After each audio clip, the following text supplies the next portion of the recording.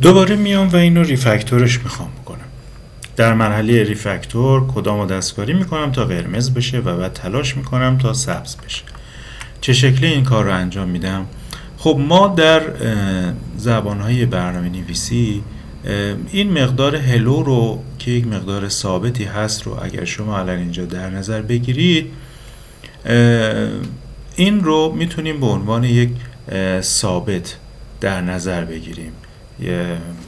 پس این رو من کپی میکنم و اینجا در داخل کدهای برنامه ما ثابت ها رو با مقدار کانست تعریف میکنیم و این کانست رو به این شکل می نویسیم و من دارم میگم که اگه قرار باشه که به انگلیسی سلام بدیم، این بشه English Hello Prefix.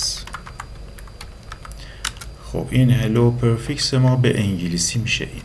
پس این رو میتونیم از این به بعد اینجا به جای این عبارت English Hello Prefix رو بنویسیم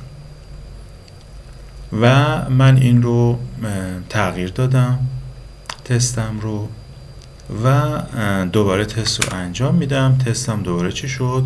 پاس شد. با تغییراتی که دادم تست من دیگه داره پاس میشه.